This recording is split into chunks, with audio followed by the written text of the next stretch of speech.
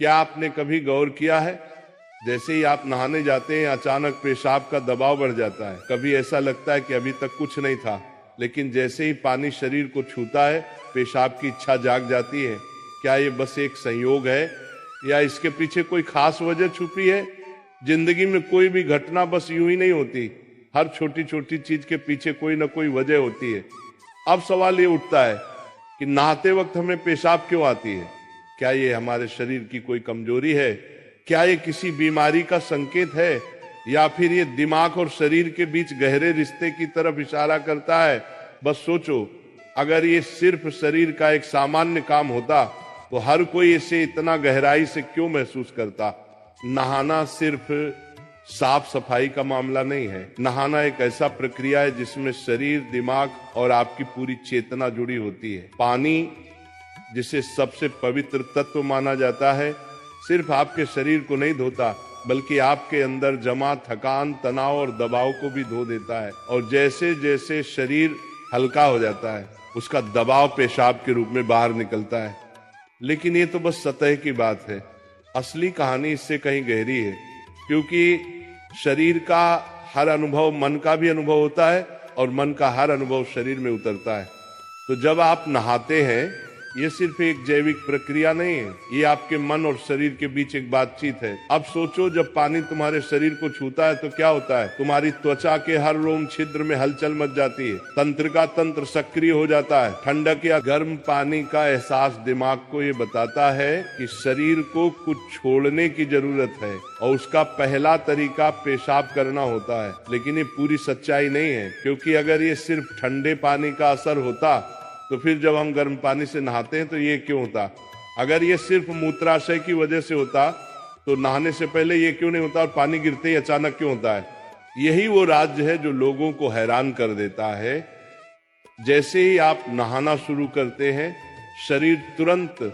शरीर आराम की स्थिति में चला जाता है, और जैसे ही शरीर आराम करता है सबसे पहले वो दबाव को रिलीज कर देता है। ये दबाव कभी पेशाब के रूप में दिखता है, कभी गहरी सांसों में और कभी थकान के एहसास में।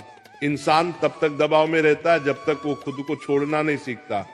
नहाना, पानी में डूबना, ये सब काम इसलिए अच्छे लगते हैं क्योंकि ये आपके अंदर के बोझ को हटा देते हैं। बस याद करो कि कभी गर्मी में जब तुम ठंडे पानी से नहाने बैठते हो तो पहला छींटा ही पूरा शरीर एक झटका महसूस करता है। उस झटके में शरीर कुछ देर के लिए नियंत्रण खो बैठता है और नियंत्रण खोने से इच्छा पैदा होती है। अब आप सोचेंगे कि क्या ये हर किसी के साथ होता है? हाँ, लगभग हर किसी ने कभी न कभी इसे महसूस किया होता है।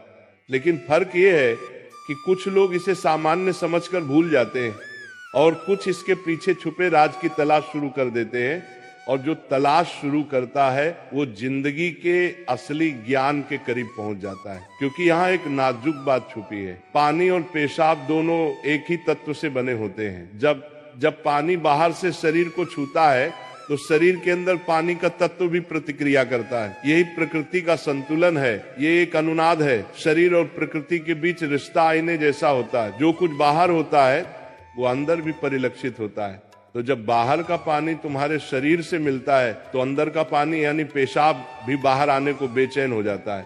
लेकिन अब सवाल उठता है, क्या ये सिर्फ पानी और मूत्राशय की बात है या इसके पीछे कुछ और भी है? क्या ये किसी कमजोरी का संकेत है? क्या ये किसी बीमारी का शुरुआती लक्षण है, या बस मन और शरीर के बीच की एक बातचीत है?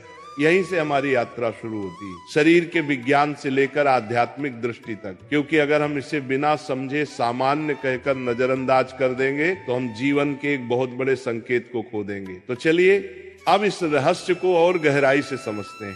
हर बार जब तुम कुछ छोड़ते हो, कुछ रिहा करते हो, तो वो तुम्हारे बोझ से आजादी देता है।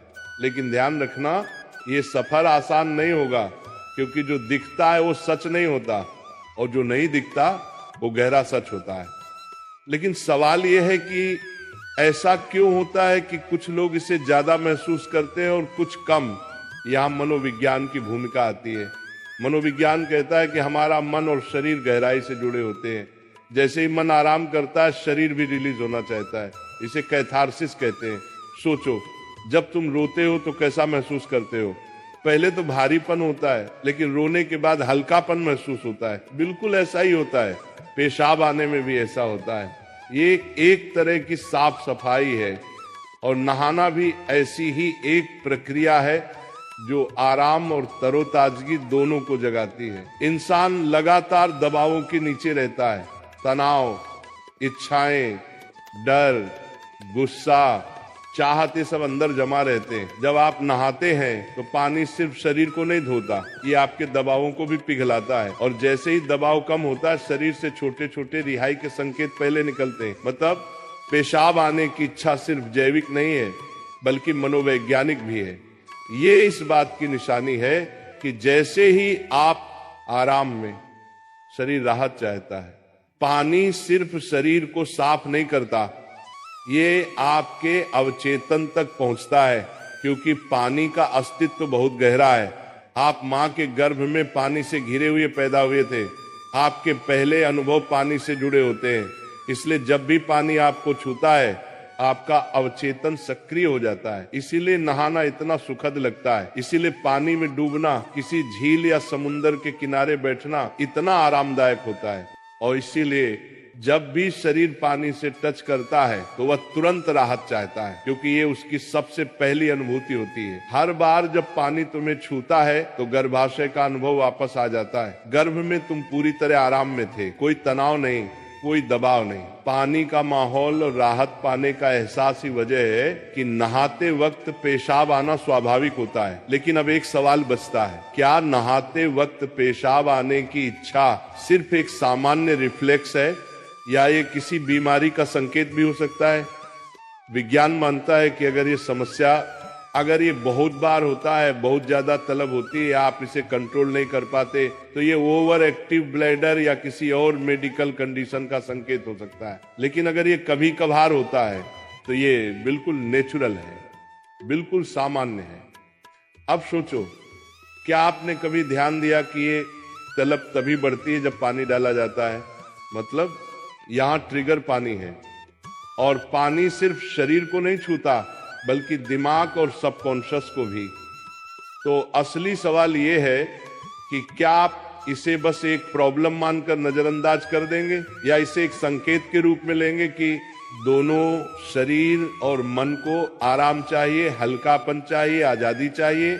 हर तरह की रिहाई सिर्फ जैविक नहीं होती, ये आध्यात्मिक भी होती है। आपको छोटे छोटे रिहाई के मौके दिए गए हैं ताकि आप एक बड़े रिहाई की तरफ बढ़ सकें। पेशाब, आंसू, हंसी, ये छोटे रिहाई के तरीके हैं, लेकिन ध्यान सबसे बड़ी रिहाई है। मतलब अगर आप समझ पाओ कि इच्छा क्यों आती है तो ये सिर्फ एक शारीरिक अनुभव नहीं रहेगी बल्कि ध्यान की तरफ एक कदम बनेगी। चलो अब नाम जप करते हैं राधा रानी का, तो मेरे साथ बोलेंगे, राधे राधे, जय राधा रानी की जय, राधा रानी की जय, राधा रानी की।